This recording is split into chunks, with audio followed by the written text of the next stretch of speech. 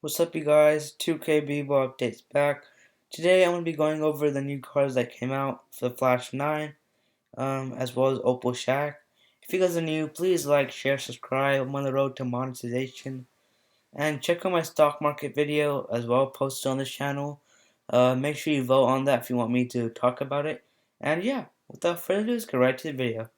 First off, I'm going to go over Kenny Anderson.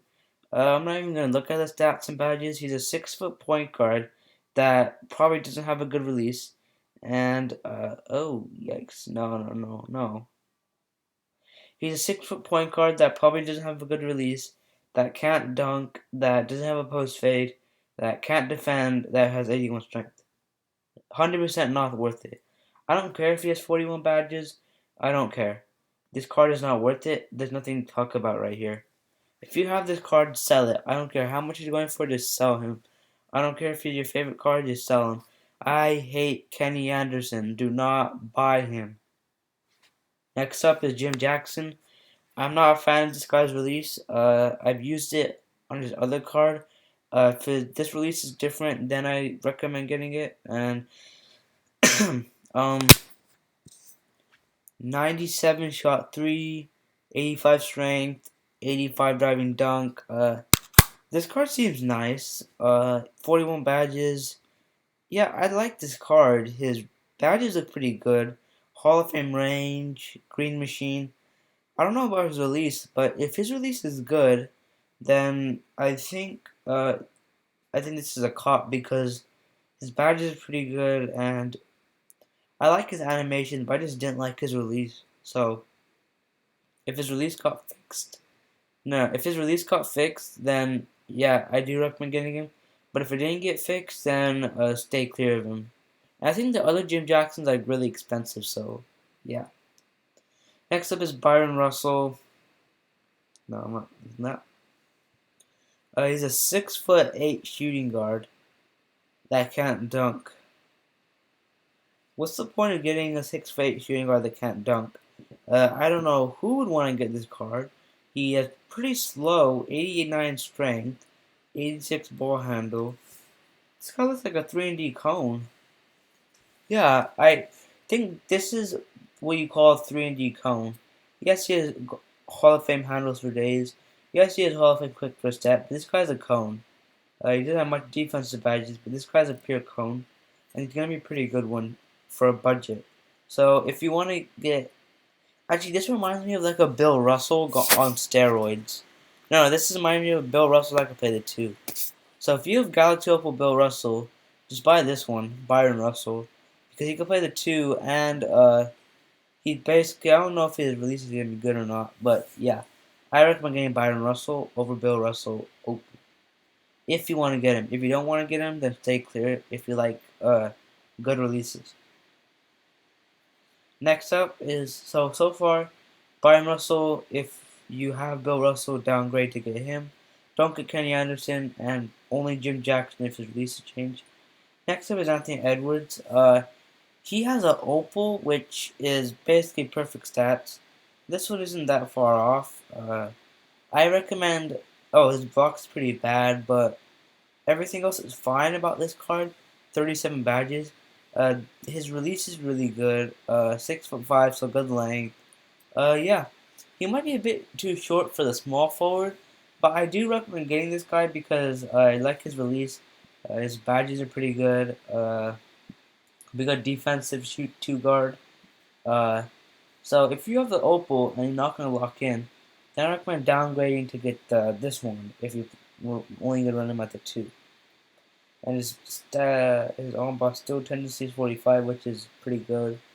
100 flashy, 100 driving. Yeah, I'd recommend getting this card if you have the Opal and you play him at the 2, because this one's basically the exact same. It's like a copy and paste of the Opal, except it can't play the point guard.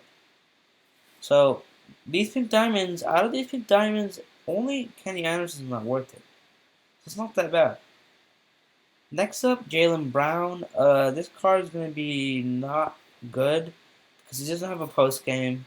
He could drive and dunk. He could do all that, but I like cards with a post game. This guy doesn't have a post game, so for me, it's not worth it. But Everything else about this card is good. He has a good release. He could drive. He could do everything except for a post game. And if he doesn't have a post game for me, I wouldn't want to use him. But then again, you can't just because someone at the higher level says he's bad doesn't mean he's bad.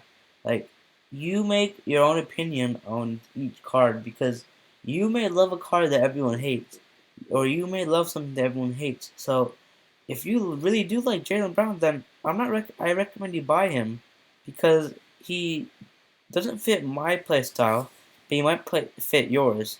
And yeah, he has pretty good badges too. So I mean, it all depends on what you want to do.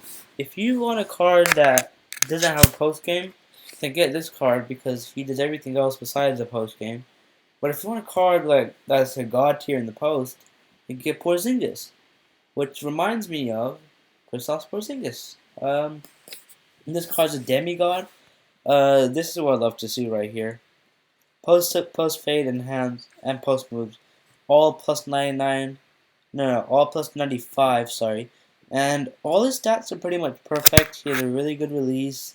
His tendency is pretty good, 45. His 95 block shot. I like his stats. His badges look nice. Hall of Fame range, Hall of Fame quick first step. Yeah, I like this card. I recommend getting this card because he's only 100k. And he's a 7'2" guard. 7'3" 2 guard. I don't know who wouldn't want to have that. Next up is DeMarcus Cousins. I don't even need to look at his stats. He will be worth getting for the reason as his pink diamond was really good offensively, but wasn't good defensively. But this card is good on offense and on defense, and he has the badges to prove it. Hall of Fame range, pick and pop badges, and he has basically every defensive badge for a big man that you need in the game, as well as defensive leader. So I think he will be pretty good. I recommend picking this guy up. And yeah, so he's pretty cheap too. Actually, no, he's not cheap. He's 200k.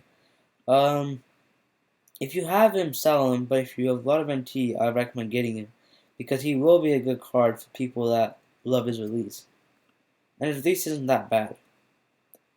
Next up, I want to go to the two most overpowered cards in this entire set. Blake Griffin. Basically 99 everything. Only 72 shot contest for some reason. Basically 99 everything.